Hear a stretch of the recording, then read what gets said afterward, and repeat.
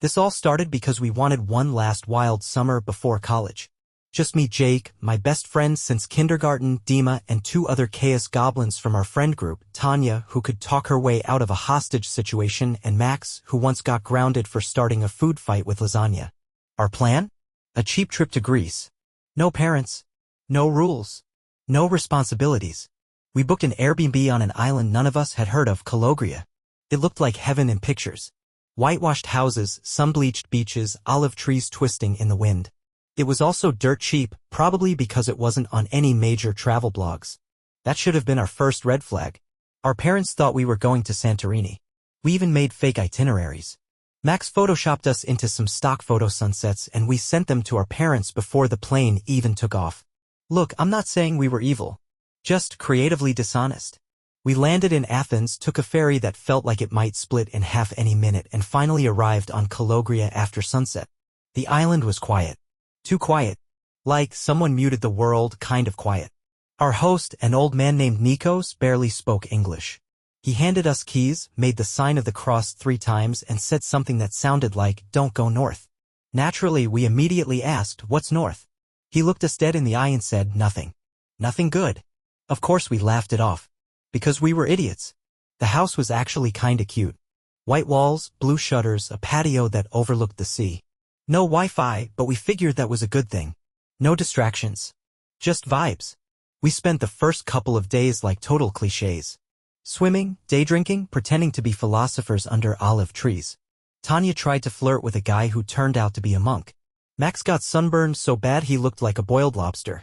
Dima got obsessed with a local stray cat he named Zorro. Then on the 3rd night, everything changed. We were walking back from the beach, trying to make our way home by flashlight when Max spotted it. A crumbling stone path hidden behind a fig tree.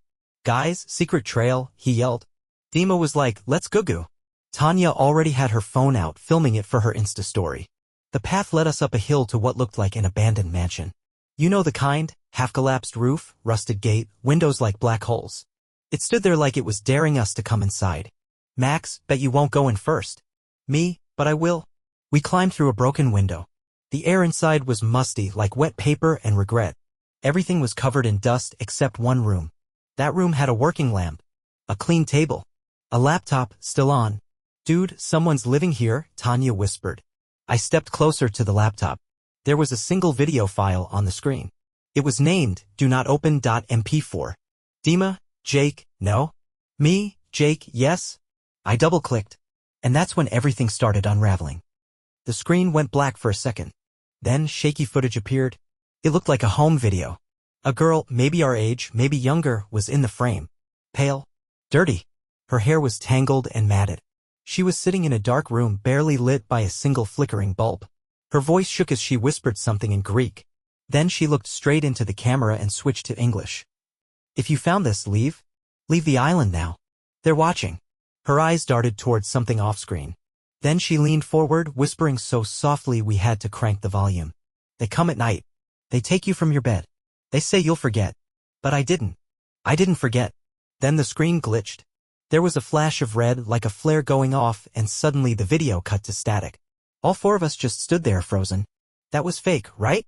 Tanya asked, but her voice was tight. "It has to be," Max said. "It's probably a prank. Viral marketing or something." "Then why the hell was it on a laptop in the middle of an abandoned house?" Dima snapped.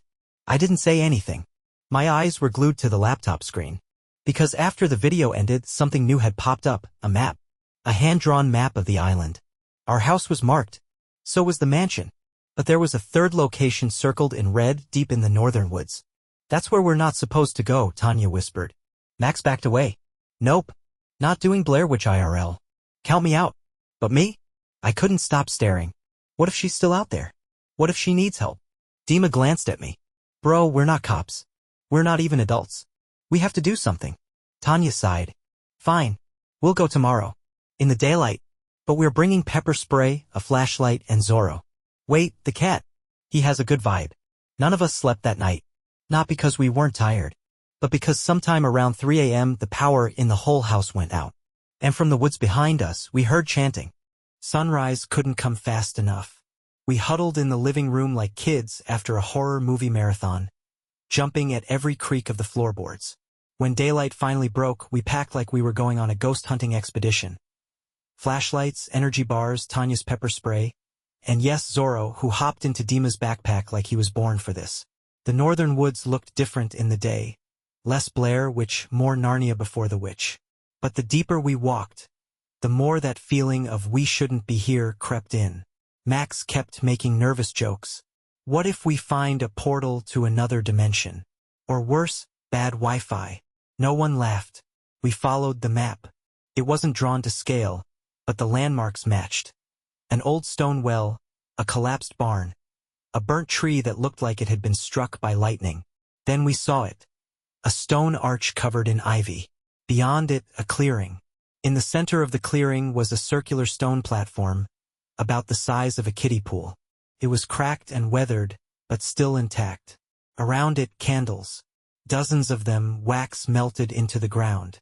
And a small wooden box. Zorro hissed. "Let's not touch anything," Max said, backing away. But I was already reaching for the box. Inside, a necklace. A silver locket. I opened it. Inside the locket, a tiny photo of the girl from the video. Tanya gasped. "That's her." There was also a note, handwritten in red ink. "When the moon is full, they walk again. Do not look them in the eye. Do not speak their name." Dima muttered. "What is this, Greek ring-level horror?" And then we heard it again. The chanting. Not from the woods this time. From under the ground. The stone platform began to vibrate. Zorro leapt from the bag and bolted. Max screamed, "Run!" And we did. We tore through the woods like every horror movie cliché. Branches slapping our faces, breath ragged, hearts pounding. We didn't stop until we were back at the house. Only then did I realize I was still holding the locket. And that night, the moon was going to be full. We tried to act normal the rest of the day. Really, we did? Ate chips. Pretended to play cards. Max even tried to teach Zorro to high-five. But it was like this, humming in the air. Like the whole island was holding its breath. At sunset, we locked every door and window. Drew the curtains. Lit every candle we could find. And then just sat in the living room like idiots, jumping at every creak. "I swear if some demon shows up," Max said, clutching a frying pan like it was Mjolnir, "I'm swinging first and screaming second." "I still think we should go to Nico's. Tell him everything," Tanya said. "We do that, and he either thinks we're insane or he is part of it," Dima replied. "We found a cursed altar. I'm not taking chances." And then at exactly 9:17 p.m. the lights flickered on. Then off. Then on again. And then the chanting started. Closer this time. Not underground. Not distant. Outside. Right outside. We rushed to the window, but all we could see was fog. Thick, rolling fog that had completely swallowed our front yard. "I can't see the road," Tanya said. "Where did this come from?" Then came the knock. 3 slow knocks. Boom. Boom. Boom. At the back door. I felt my stomach flip. Max dropped the pan. Dima backed up into a bookshelf and knocked over a globe. Zorro was gone. "Guys, where's the cat?" We all called for him. Nothing. Then we heard the door handle jiggle. I grabbed the locket from the table. Maybe I was just panicking, but the metal felt warm, like it was reacting to something. I shoved it in my pocket. Suddenly, Tanya gasped. "Upstairs. I just saw someone upstairs." We all turned. "What?" Max yelled. She pointed. "There. Just behind the curtain. I swear someone moved." And that's when the upstairs light turned on. We had turned it off. We hadn't been up there all day. We froze. No one moved. Then the footsteps started. Slow. Heavy. Coming down the stairs. One at a time. Creak. Creak. Creak. "Basement. Now." I whispered. We ran. We didn't even know if the basement was safe. We just needed somewhere to hide. Somewhere to breathe. Max slammed the door behind us as we descended into the dark, flashlight bouncing wildly. In the corner of the basement was a hatch. Metal. Locked. With the same symbol that was carved into the platform in the woods. "Jake," Dima whispered. "The locket." I pulled it out. And the hatch unlocked itself with a loud, metallic click. We stared. And then from upstairs, we heard the front door finally creak open. Whatever was outside was now inside. We didn't want to go through the hatch. That's the truth. Every part of me was screaming, "Bad idea. Bad idea." But behind us, something creaked again. The stairs. Something was coming. So we opened the hatch and dropped down. It led to a tunnel. Narrow, damp, and way older than the house above.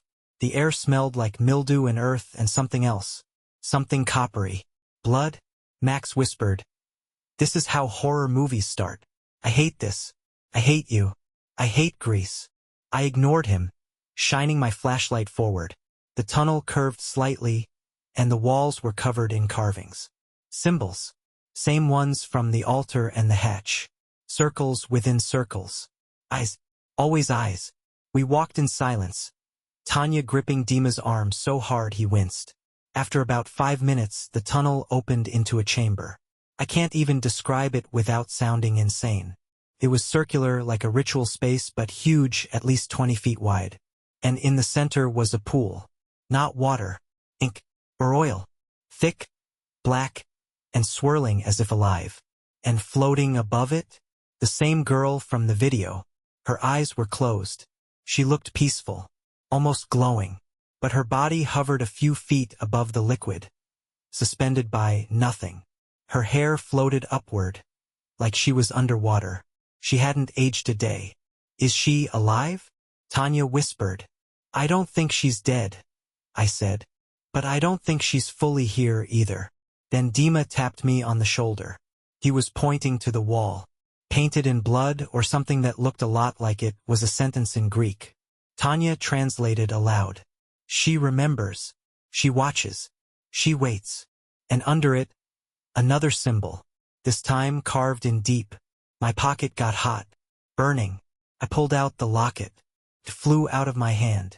No joke. It launched from my palm, hovered in the air, then zipped toward the girl. As soon as it touched her chest, her eyes snapped open. White. No pupils. Just light.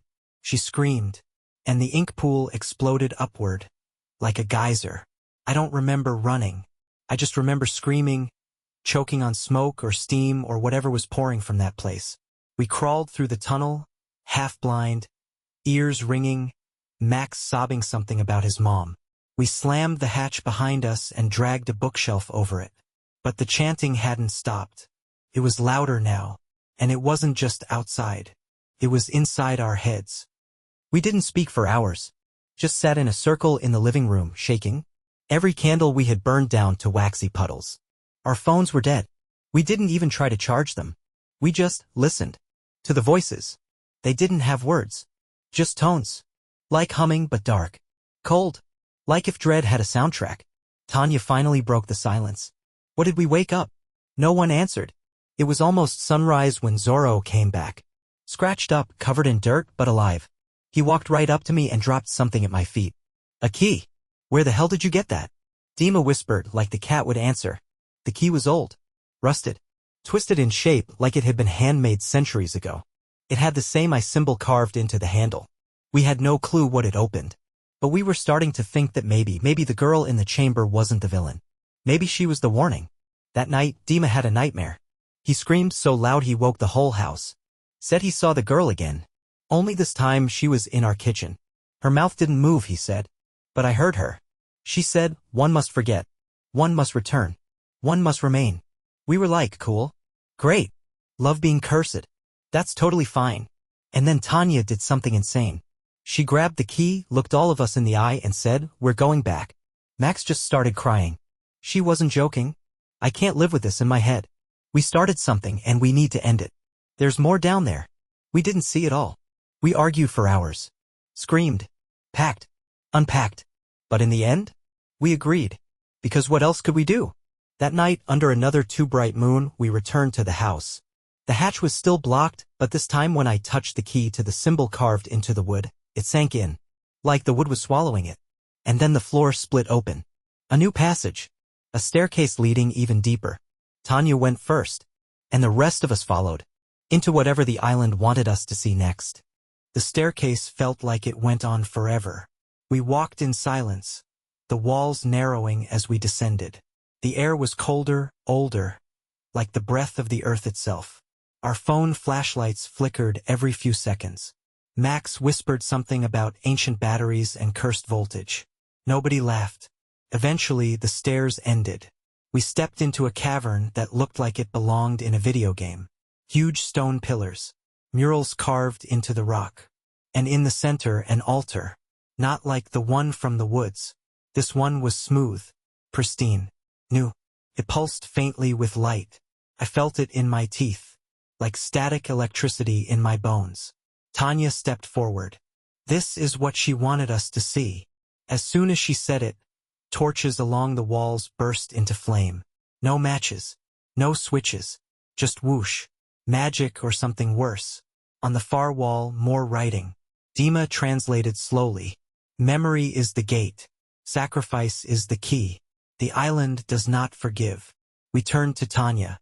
Sacrifice. Max said. That's a big nope. Huge nope. The biggest nope I've ever noped. I looked at the altar. There was a bowl carved into it. Deep. Empty. Tanya reached into her bag and pulled out the locket. It belongs here, she whispered. She placed it in the bowl. The entire room shook. The murals started to move, actually move. Animated like shadows coming to life. They told a story. Of a village. A girl. A betrayal.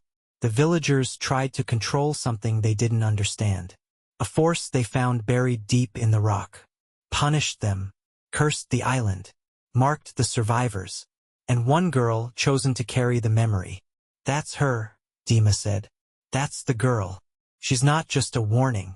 She's the memory. The keeper. The flames dimmed. Then, behind the altar, a stone door slid open. And beyond it, a figure stepped out. It was the girl. Only now she was awake. Her eyes no longer white, but glowing gold. You brought it back, she said, her voice echoing. Brought what? I asked. She stepped closer. The forgetting. The silence. The choice. We backed away as she raised her hand. 3 beams of light shot out from the altar and hovered in front of each of us. 1 green. 1 blue. 1 red. She looked at us, calm but serious. One of you must forget. One of you must return. One of you must remain. The light pulsed, and we had no idea what choosing meant. But the island was done waiting. Wait, what happens if we choose wrong? Max asked. His voice cracked. The girl didn't answer. She just floated a few inches above the ground, golden eyes burning. Tanya stepped toward the red light. Maybe it's symbolic. A test or something. Or maybe one of us actually disappears, Dima muttered. I looked at the lights. Green. Blue. Red. One pulsed for each of us, like it already knew who it was meant for. But no one moved. Why us? I asked. We're just kids. The girl finally spoke. Because you came. You remembered. You touched the memory. That makes you part of it now. Tanya shook her head. This isn't fair. Nothing sacred ever is. That hit hard. Because deep down, we knew she was right. I stared at the green beam. It was steady. Calm. But I could feel something behind it, like a whisper trying to crawl into my brain. Max stepped back from the blue one. Nope. I vote we all run. Just screw this. Run like hell and swim off this stupid island. Dima looked at all of us. If we do that, this thing doesn't stop. We carry it forever. The girl said one has to forget. One returns. One remains. If we don't do it, maybe the island chooses for us. Silence. Then Tanya took a deep breath and stepped into the red beam. Instantly, she froze. Her body shimmered. Her hair lifted like there was wind even though the room was still. Her eyes rolled back. Then, she opened them again. And looked straight at me. I'm staying. No. I shouted. I have to, she said, voice calm but hollow. I remember now. Everything. The rituals. The girl before me. This place, it's a prison and a sanctuary. Someone has to hold it. Tanya, don't do this, Max begged. But it was already done. The red beam vanished and the altar glowed brighter. Then Dima stepped into the green light. He didn't speak. He just closed his eyes. And when he opened them again, they were blank. Empty. He turned to me. Who are you? My heart cracked in half. Dima? But he just smiled politely.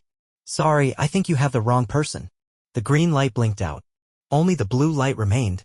I didn't move. Didn't breathe. The girl turned to me. You carry the story. You leave the island. But you don't escape it. You remember. I looked at Tanya one last time. She smiled. Tell them, she said. Tell everyone. And then the chamber went white. When I opened my eyes, I was on a beach. Alone. The island behind me already fading into mist. And I remembered everything. It's been 2 months since I came back. No one believes me. Not my parents, not the police, not the embassy. I told them the truth about the temple, the girl, the lights. About Dima forgetting me. About Tanya choosing to stay. They looked at me like I'd gone off the rails. Max made it home, too. But he doesn't remember anything beyond the first couple days on the island. He thinks we got into a boat accident and washed up separately. He's back to posting memes and arguing about Marvel movies. I envy him. Because I remember everything. The nightmares are the worst. Every time I fall asleep, I hear chanting. I see Tanya standing alone in that glowing chamber, whispering words in a language I shouldn't understand but do. Sometimes I dream I'm back there and the choice hasn't been made yet. But the worst part? Things are starting to happen again. Little things. Streetlights flickering when I walk by. My reflection in the mirror lagging half a second behind. A cat that showed up outside my window last week that looks exactly like Zorro. And 2 days ago a letter arrived. No return address. Just my name written in red ink. Inside was a map. A new one. Different island. Same symbol. At the bottom, one sentence. Memory spreads. I think the story isn't over. Not even close. I didn't want to go. Not again. But the map wouldn't stop burning a hole in my desk drawer. I'd open it to throw on socks and boom, there it was, glowing faintly. Like it was breathing. I tried ignoring it. I really did. Burned it once. Came back the next morning. Unburnt. Folded perfectly. Still pulsing with that same cursed energy. So I packed a bag. Told my parents I was going on a campus visit. Told Max I was heading to some writer's retreat. But I knew where I was going. The new island was called Erivos. Not on any tourist map. Not even on Google Earth unless you tilted the satellite angle just right. One of those places that shouldn't exist but does. I arrived just before sunset. Alone. It was colder than Calogria. Less beautiful. Less inviting. The beach was black rock, not sand. No welcome sign. Just a path. And symbols. Already. On the trees. On the stones. Waiting for me. I followed the path. And I swear I heard someone ahead. Singing. Not Greek. Not English. Something older. I crested a hill and saw a figure by a fire. Tall. Wrapped in tattered robes. Face hidden. Singing that same lullaby I heard in my dreams. When I got closer, they stopped. Turned. And said, "You carry the memory. But you're not the only one." Behind me, I heard footsteps. I turned. Dima. Not blank-eyed, not lost, just older. Worn. Holding his own copy of the map. I remembered, he said, voice shaking. I don't know how. But I remembered everything. And then, from behind a tree, Tanya stepped out. Still 17. Still glowing faintly. Like she'd never left the island at all. The island didn't choose us once, she said. It's choosing us again. And suddenly I understood. This wasn't a story with an ending. It was a cycle. And we were only in the middle.